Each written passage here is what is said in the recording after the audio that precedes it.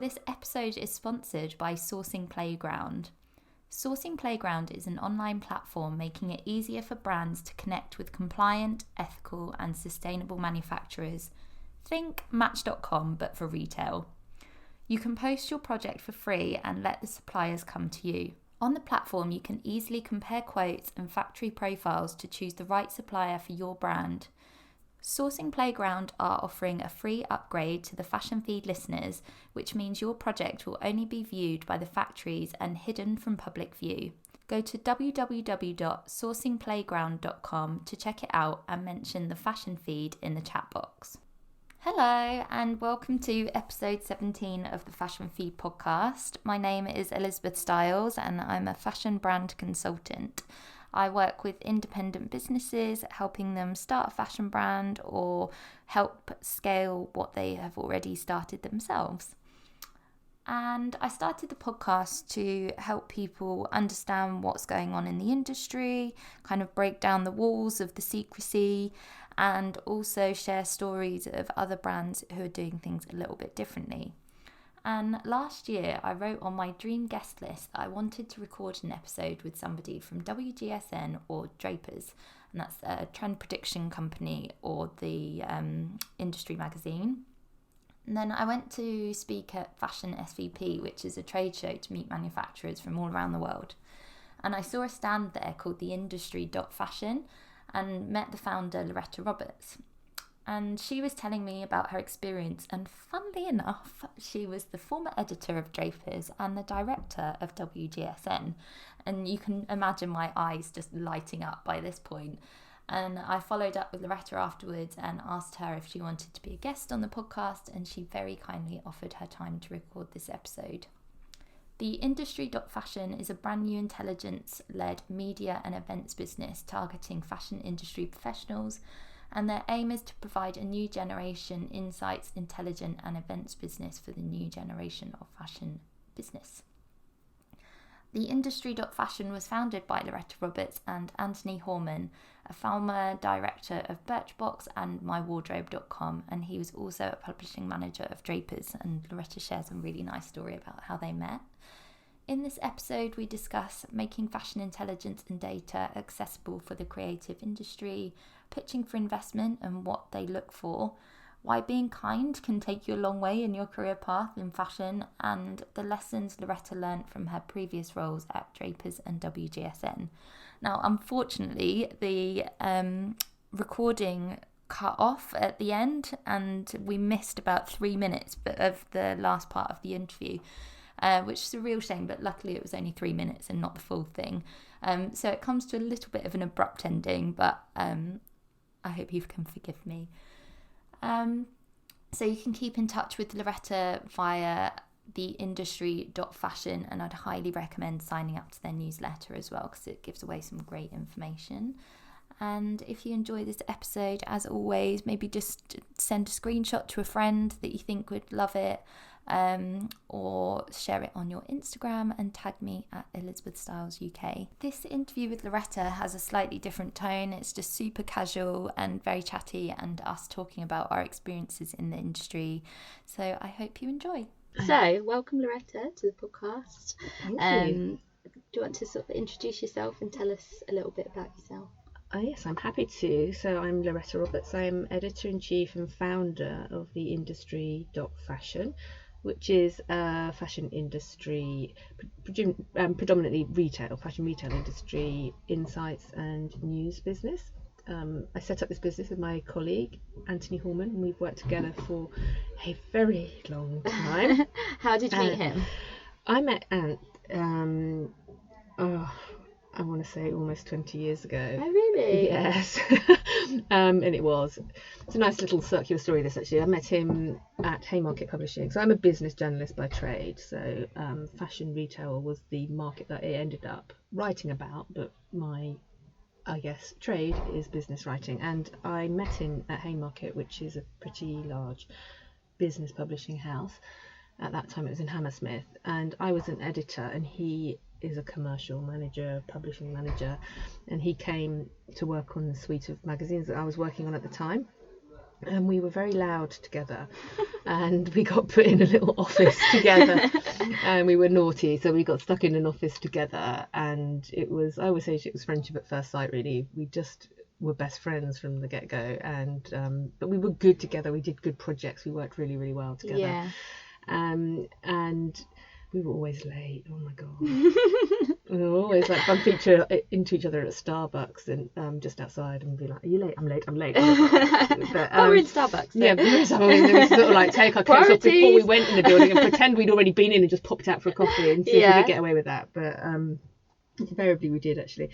So we kind of got stuck in a little office not much bigger than the room we're sitting in now. Yeah. For a couple of years, and then I got headhunted by EMAP, which was and still is, actually, although under different ownership, the publisher of Drapers magazine.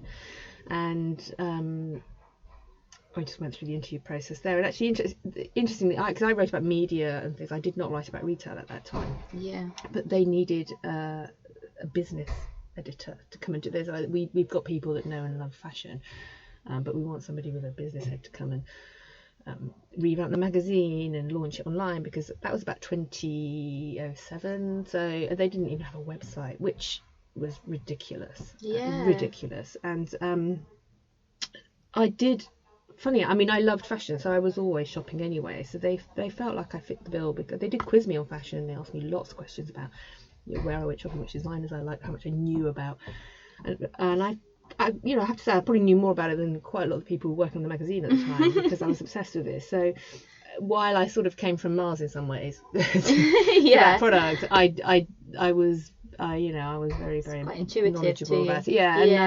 And I found that quite an easy transition to make. And the industry, fashion industry, is very, very welcoming. I think one of the myths about the fashion industry is it's very exclusive, it's very hard to penetrate, people aren't welcoming, and that's not true at all. I think all you need is to love it and to be interested in it and show respect for it, and you will be very, very welcome. Well, and that at least was my experience. I always say that's the thing you can't teach people. No. Like, you can teach them everything else, but to teach them how to be enthusiastic about fashion is like, well, it's impossible. You are or you're not, aren't you? Yeah.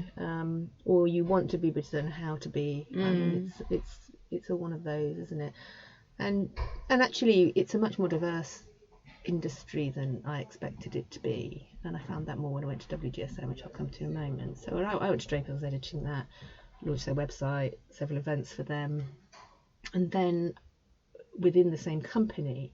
Actually, then I poached Ant. I nicked him from I was going to say, it must have been sad to leave him, so you bring him with you. So I kind of persuaded them to, we came as a package. So he came to Drapers on the publishing side of it. And then WGSN was about to relaunch. So I went to work on that. And he left and went to work in retail. So he went to work for a company called mywardrobe.com. And then he went to work for Birchbox. But we were still close. We still saw each other a lot. And we always had this idea we'd do something together at some point. But that was, some time down the line before we did it. And I went to WGSN and worked on the relaunch of that, which was, in some respects, hellish, because it's such a huge operation and technically it's a complicated product. Yeah. And we were working with developers in China, and I had to go to Beijing a few times. It was horrific a few times, but what I loved about that product is it really did immerse me in fashion, because they get into the process very early, WGSN. So Drapers, you'd see things 6 months before, but there was, a good 2 years before that. that you got to see at WGSN, and it was such an interesting mix of people and characters and very diverse people, and I thought it was such a privilege to be able to work with them, actually. So I did that for a number of years. I think about 6 years or so at WGSN. I did lots of different things for them.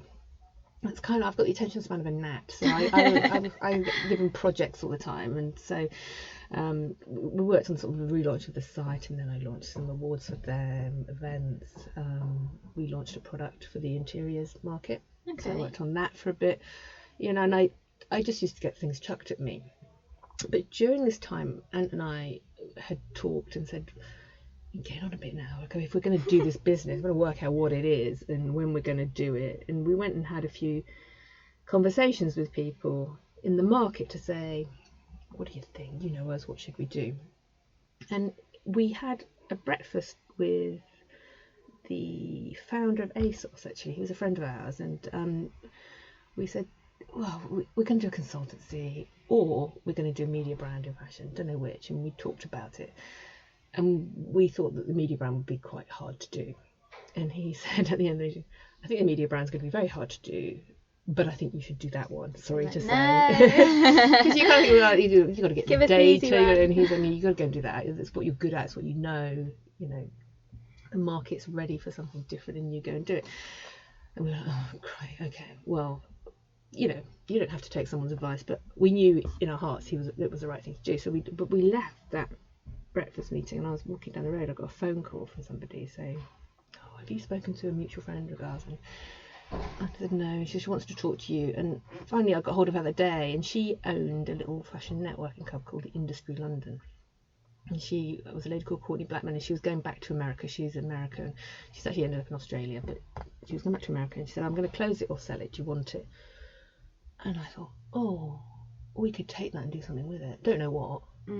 I had to make a quick decision, so I rang Anne and said, guess what, funnily enough, I've got hold of her, and this is what she wants to talk to us about. And it felt sort of like it was some sort of fate thing, because we just had this meeting.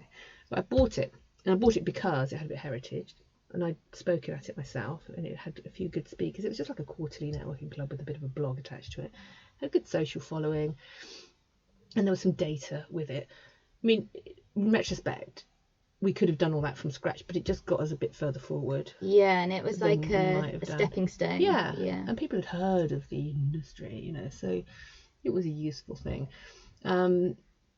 And I was still at WGSN. I got their permission to buy it. I was very transparent about it. And then on the side, I used to blog a bit. And then I kept doing that a bit more. And we were getting an audience, and people were starting to contact me more about that than they were WGSN. And then I said to the guys, do you know what, I'm going to leave. I'm going to go and do something with this, and I don't know what I'm going to do with it, but there's something here. Yeah. And you don't know until you go and put all your energy into it. And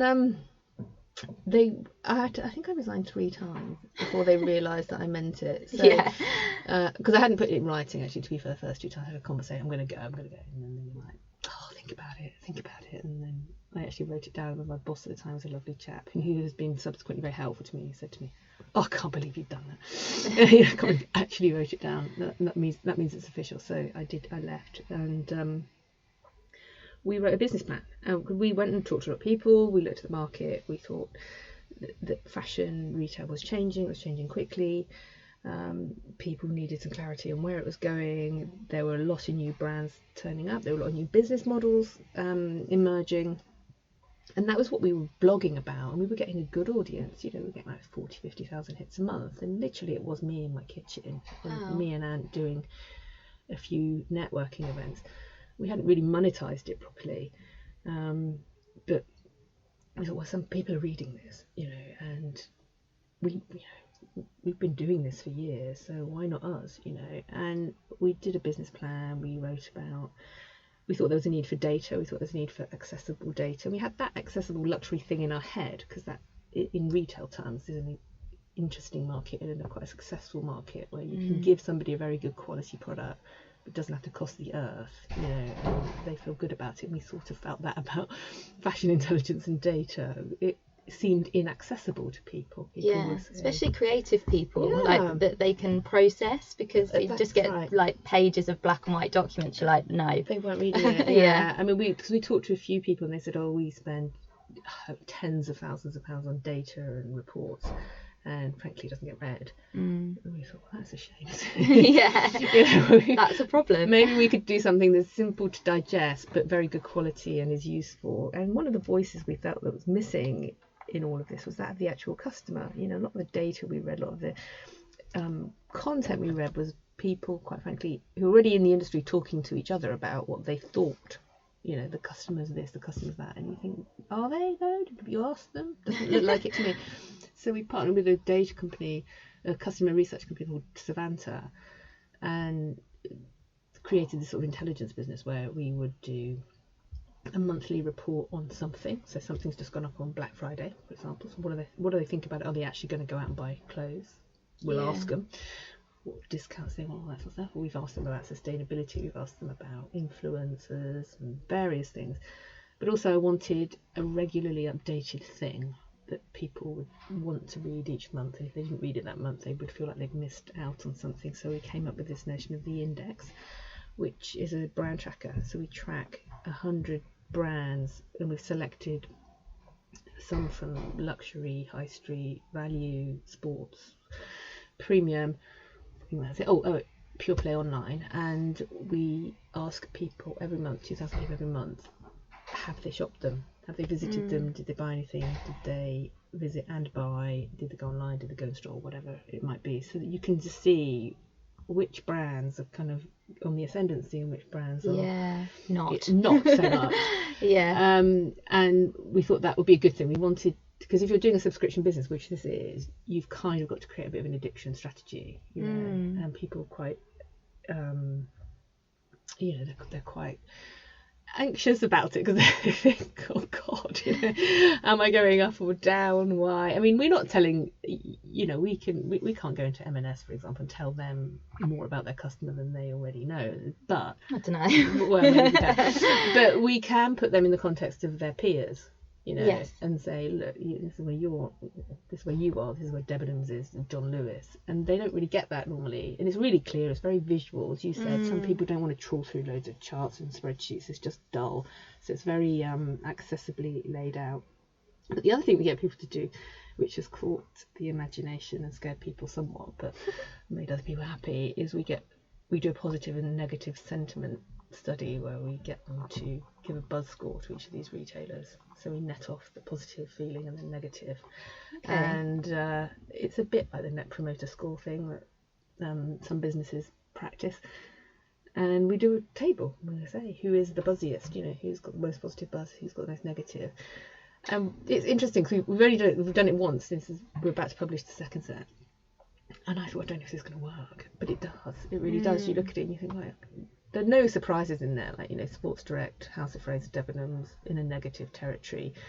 Although Sports Direct, interestingly, has its absolute fans and then its absolute detractors. So I think that's in a way that's okay, because they've got enough people that love them.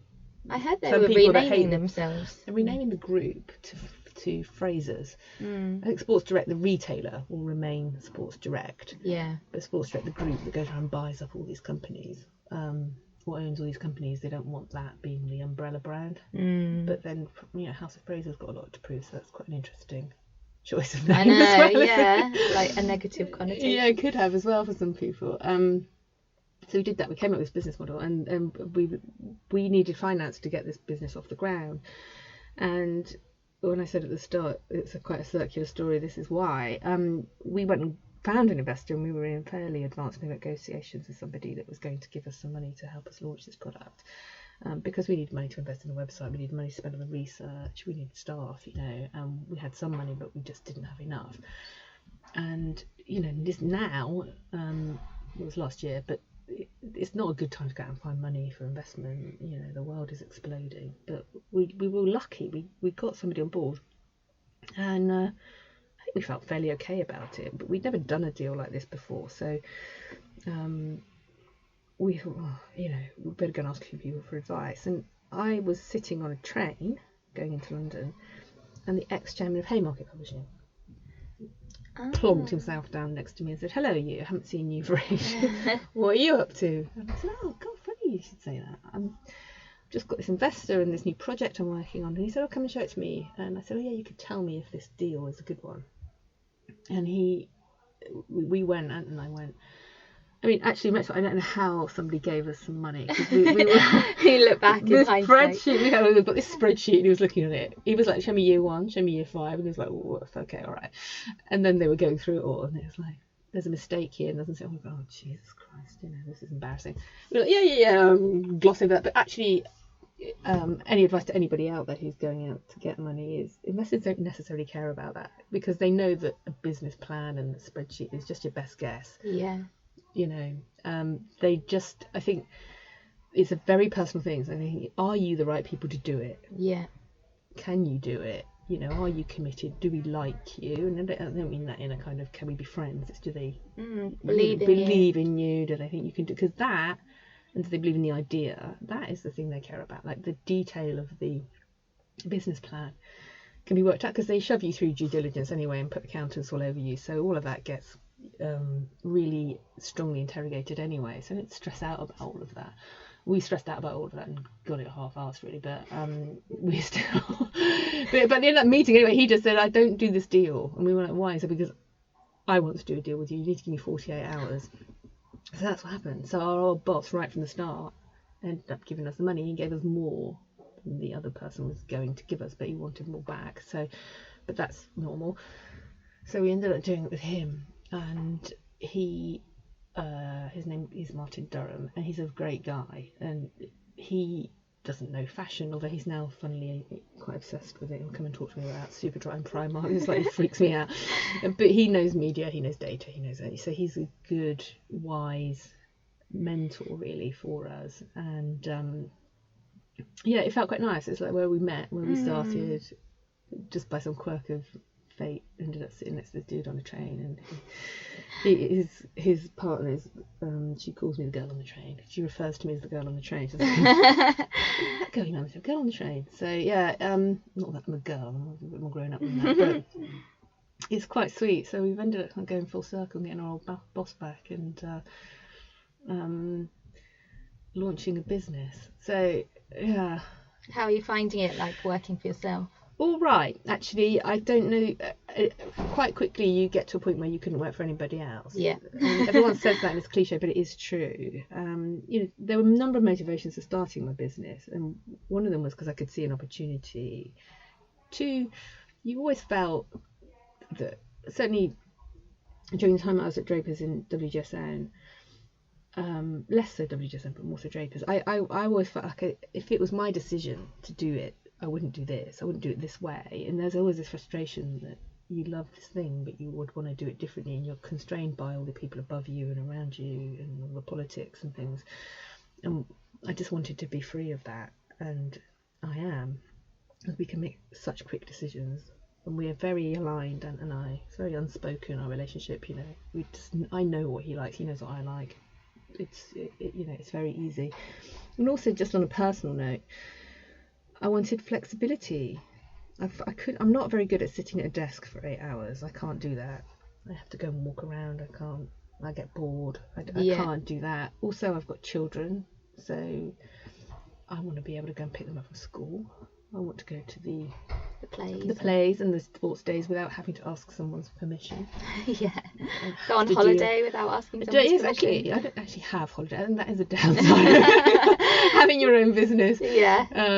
Not time at the desk. No, but at least I'm not tied to a desk. Yeah. Because I went to France for a couple of weeks in the summer. My daughter, my laptop was always open at home, and so I'm present, but I'm not always that present, if that makes sense.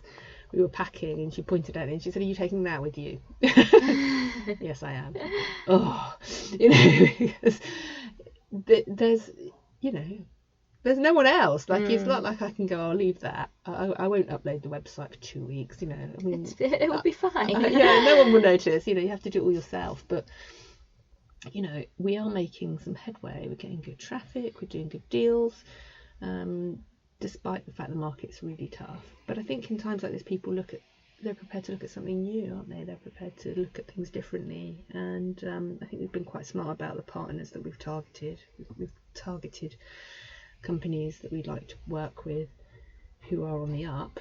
Yeah. We know the ones that are on the down. We don't bother with that, because that's going to be too much like hard work. We've done really good deals on events and projects, research projects with companies like Klarna, which are the pay later guys. They have been so supportive. We're so grateful to them. But they're changing things up as well, aren't they? Yeah, they are. They've completely revolutionised shopping, really. And they're the kind of people we like to work with. Young people don't want debt anymore. They don't want to get into debt. Well, they're already in debt because they've got this student debt, so they don't want to add more with credit cards. But that product gives them the ability to buy things they want and pay for them on their own terms. On their own terms, exactly. Which is really clever. It's smart and it's very millennial, It's millennial pink as well. It is. It's millennial pink. It's true. And they liked us because we were a startup. That actually went in our favour when we went to sort of pitch to them to work with them, and they want to help startups, and we found that with quite a lot of the people that we work with. We do quite a lot of work with Avery Dennison, and they like startups. They target them themselves, as part of their kind of corporate culture to help and work with. They like nurturing them, and we're a startup, and they like that about us. With others, sometimes you need a bit more persuading. They're like, "Can you do it? Have you got the resources? Have you got it?"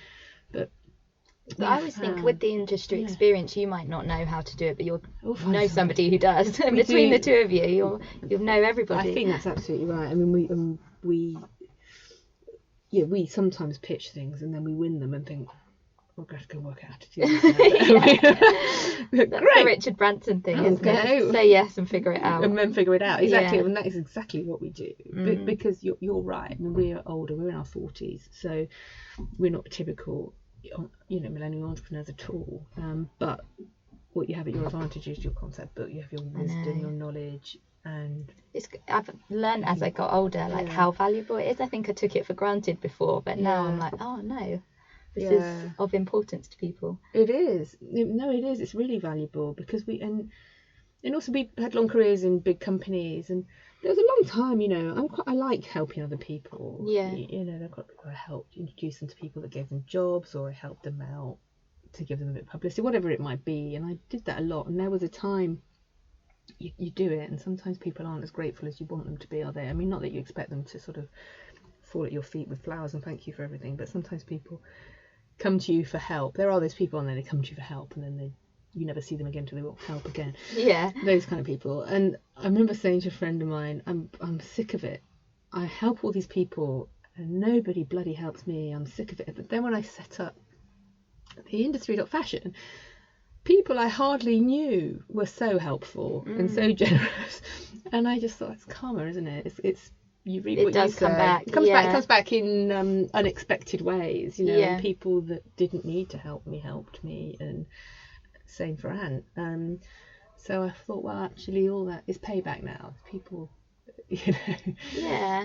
people do help you, and so it pays to just keep that positive mindset yourself. And it's such a small industry as well. Like, I worked at, say, 3 different retailers and then went to a supplier, and when you're working at a supplier, obviously all the retailers are coming in to see you, and the amount of people I saw coming through the door, I'm like, oh, thank God I was nice to her. Thank God I was nice to her. Yeah, and it's just true.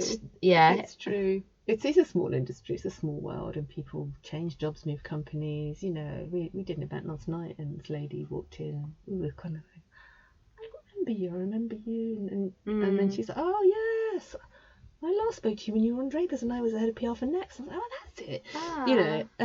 But like you're thinking, God, I hope I was not. I'm sure I was. I don't think I go around being hideous to people on a daily basis, but you always encounter people. That's why it's really important to, be professional if you can. Be nice if you can. Even if you're having a crap day. Even if you're having a bad day, exactly, which is often. But it's surprisingly small. It's surprisingly small. Yeah. So what would you say are the lessons that you learnt from Drapers that you've brought into this, or WGSN, or both? Oh God. Apart from being nice to people. Being nice, gets you a long way. Get you somewhere, but they don't get you everywhere. I think on balance, I learnt more from WGSN because it was digital business, and because when I went to Drapers, I think that probably what I said earlier was it was an industry I was so passionate about and so interested in that I was so welcomed into it. So I think if you're going into something that you're excited about and that you want to do well in, but maybe you don't have the qualifications or the experience, if you show that enthusiasm, if you do your homework, you know, which I always did. I'd always read up about people before I went to meet them. Yeah. I'd always be able to say something to them about something they were doing, and they think, oh yeah, okay, you know who we are, you know what we do, and they appreciated that. So I think I didn't feel, you know, with that job, the publishing side of it, how to put out a magazine, how to do a website, how to do an event, I kind of knew all of that. I just had to take that discipline from a different sector and impose it on that one, and that was fine. But I always had this thing, and I got it from Haymarket actually, is always have the absolute utmost respect for your readers and do everything as well as you can. And, you know, if you're putting on an event, pay attention to detail, make them feel welcome, you know, serve them nice food, serve them nice drink. Yeah. If you're putting together a magazine, make sure that it's as good quality as it can be. You know, I at the start of my career, I worked in the printing. We did a magazine for the printing industry called Print Week, and somebody said to me, "Why do you put so much care and attention into it? It's just a load of bloody printers reading it." And that's insulting, because these are people that ran multi-million-pound companies who, you know, like, maybe it's not of interest to maybe you, you but don't care about it, but yeah. and I didn't care that much about it, if I'm not honest with you, but I cared about the people in it, and I just said, well, and there are a lot of people who are quite small and whatever in their field, but I said, but they have aspirations to be big and successful, so if you give them a magazine that's full of, you know, tat and spelling mistakes and uninteresting people and saying uninteresting things, it's insulting. So I always appeal to the highest common denominator, you know, and then I took that to Drapers. You know, yes, some of those people that read it may have had one store on a high street somewhere, you know, out of town or whatever it might be, you know, but they wanted to read about Diane von Furstenberg. Yeah. They found her interesting, you know, they found something inspiring from that. So I always think that I have to have respect for the people that you're working for, which in media terms is your reader, and also your, frankly, also your advertisers and sponsors. You know, look after them, say thank you. You know, make sure that they're getting what they want out of the relationship. And we take that quite seriously at the industry of fashion. You know, when we're pitching to do events for people or research or whatever it might be. Having said that, we sometimes go out thinking, how are we going to do it? We do always make sure we know what they want to get out of it. You know, what does success look like for them, and can we deliver that kind of success? Because if you go into a relationship and you can't, you know, you're not sure what they want from it, they may not rebook. You know, so some of our clients have very light touch about it. They just want, you know, just on the association, but some of them got very specific. I need to meet X number of people that do this, and so you make sure you do it. Yeah. Because otherwise you will fail. So I think it's that. It's how you build trust with people as well, isn't it? By following through with your actions and what you say you're going to do. Yeah, but when you're going in to do a deal, best make sure you know what they mean by success, because sometimes they want something out of it and they haven't really expressed it, and you haven't delivered it, and it's going to be a bit of a shock. You're like, oh, well, if I'd have known that's what you wanted. Yeah, and if you're unsure, like, just give them a call afterwards and clarify. Ask, yeah. So I think I learned that, you know, have the respect. And WGSN,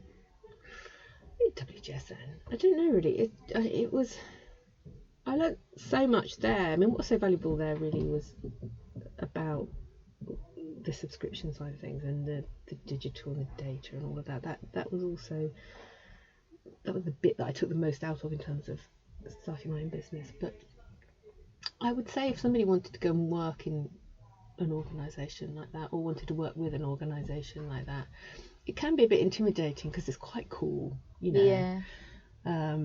There's people there with crazy hair or tattoos on their legs, and you know, and when I went in, I thought, oh crikey, you know, I feel very vanilla, I imagine, going in somewhere like that. Yeah, because and then in the end it becomes you totally take it for granted, but then you realise, despite appearances, you know, these are clever people, and they're good and friendly, kind people, and they make no judgment about anybody else on the basis of what they look like. So I would say don't be intimidated, and don't judge people by the way they dress in a way, because you could have thought they were all bonkers, but they were. Or their title. Yeah. I've met a few people that have these crazy titles, and they're like, I'm just a normal person, like, please treat me, like, just talk to me about cat videos or something. I think that's also very, very good advice. I got that from my mum, actually, you know, when we were growing up. I come from a really kind of modest background, and I would always think that people had more money than me or had more connections or opportunities than me were somehow better than me, and my mum would never let me believe that, you know? And she'd say, nobody's beneath you, but nobody's above you either. So I try to treat people the same. I don't get very starry-eyed about meeting CEOs or celebrities or anything like that, because they're just people, you know, same as the person that mans a reception desk or whatever. I remember when I worked at one particular company, like you were working late and the cleaners would come in and they just like wouldn't move out of the way for them to make their job easier, and I was just like, I don't know, just like ask them how they are. Or, I know. Yeah. I know that. Do you know what? That makes me a bit sick, actually. I know. You know, I always, and actually, you know, I learned this one at Haymarket. Always be nice to the man or woman in the post room and the people in IT. Yeah. Because, you know, and at WGSN, they wouldn't let you have personal parcels delivered to the office because they had a tiny post room. They had a really lovely office road in Soho here. But they were like, you know, we cannot cope with an avalanche of ASOS orders every day, right? So you're just going to have them delivered at home or do click and collect or whatever it is you do, but don't send them here, banned. And I must be like, oh, Jesus, you know, I'm busy. I've got 2 kids. Yeah. And there was Rod in the post room. Always nice to Rod. Bought him wine at Christmas, and I was allowed. People were like, how come you're allowed to get like Matches fashion deliveries? And I was like, me and Rod, you know, close. And he would do my returns and everything. And I'd say to him, oh, Rod, I need to send it back. He'd be like, don't you worry about it, I'll do it. It's all right, you know, because I chatted to him and you know, showed an interest in people. And sometimes he'd have to do quite a lot of work for us. We were doing events and we had lots of stuff delivered that was legitimate business stuff, and it'd be quite hard work for him. And we would give him, like I say, give him wine, give him biscuits and things, you know. He really appreciated that you noticed. And then in IT, just be nice to them, because otherwise, if you're in a big company, you end up in a queue, don't you? Something's kind of crapped out on your computer and you have to sit in a queue. But if you're nice to the IT person, they'll just come over and fix it, you know. You don't have to wait in the queue. But it just is. Just be nice to the lady in reception, because she's in charge of the bookings and the rooms, and if you can't get a room because you can't get past it, you know. And saying that, like, I did work experience at ASOS when I was like probably about 18, and the girl on the reception ended up being a buyer. There you go. So it's like, oh wow, that was her foot in the door, and there you go. She had bigger dreams. Yeah, I know. That reminds me slightly. I was in slightly tangent, but it's true. I went into Pret and there was some guy having some sort of shit fit, if I'm allowed to say that. Yes. Over his coffee. You know, it wasn't, I don't know, the right percentage of foam or whatever. Something that was just completely first world. Anyway. And he was being so rude to this guy behind the counter, and I just thought, for God's sake, I mean, like, there are people outside sleeping on the streets, and you're just having a meltdown. But anyway, he was just very patronising, horrible to this man behind the counter. And I then went to the counter and I said to him, well, what an arsehole. And he said, what do you want? You can have it for nothing. And so he gave me my coffee, and I said, oh, you don't have to do that. And he said, I hate it. He said, sometimes I work here and people just think I'm just the guy that makes coffee. I'm a medical student. I'm just doing this to earn some money. And even if he wasn't, like, even if he was just working in Pret, what's wrong with that? It doesn't deserve to be treated like that. And it just goes to show people who judge you for whatever reason, it's not on. You know, it's really not on.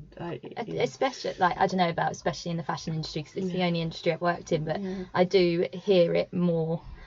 I don't know. There's lots of nice people, but then there is a fringe of not so nice people, aren't there? Yeah, but then just don't feel like you have to conform to that to get ahead. No.